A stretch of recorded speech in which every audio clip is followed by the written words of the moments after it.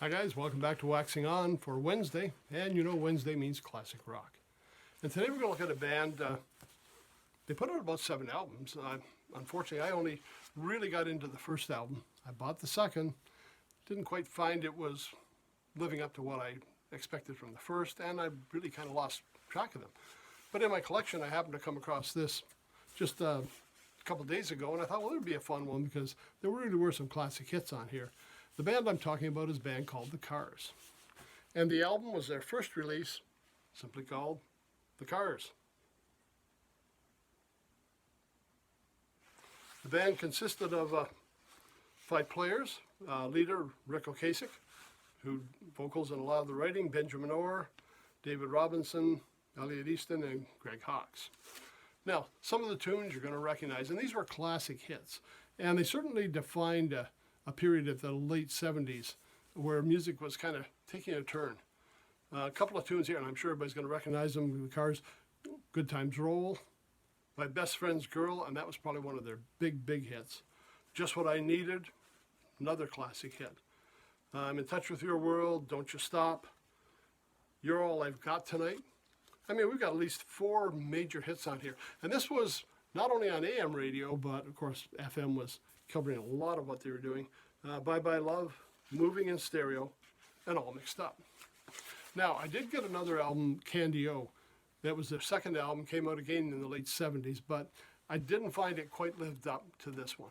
And you remember a few weeks ago, we talked about bands that had such a strong first album, it was hard for them to kind of meet that standard in the second album.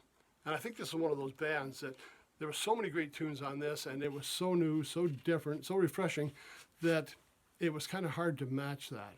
Now, they did put out 7 albums, and I think their last one was in 2011, so they were still around doing some recordings. But as for touring and that, I really didn't hear much about them. But for this one, I really enjoyed what I heard on here. Like, again, it was a very different style.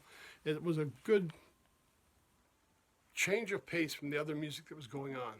They certainly were doing something that nobody else was doing, and really captured the airwaves with 4 big hits off an album, and that was really pretty good. A lot of times albums you get 1 hit and that's about it. This one, they had 4 classic hits off there, and even the stuff that didn't get a lot of airplay, it was really quite good. Now, Cars, yeah, you're going to find them on the streaming networks. You're going to be able to get the hard copies. This one, again, if you haven't heard them before, this is a great place to start. I can't really speak to some of the other albums because, like I say, I only bought the first 2 and then I kind of lost track of them. And after the first album, the second one, probably I lost track because it didn't really match what, I had expected from the first one, and then I kind of gave up. And that was on me. I mean, that's my fault. But this album, still listening to it. I mean, I've got it on my digital downloads. I listen to it in the car often. So 1978, we're talking, over 40 years, and the music still stands up. Okay, so that's it for today. Just a short one. Only had a single album to present to you, but certainly well worth the time to check it out, get a little taste of what was going on in the late 70s with the band, The Cars. So that's it for today. Friday, what are we going to look at Friday? Oh, yes, I got some great folk blues for you on Friday. So we'll look forward to that.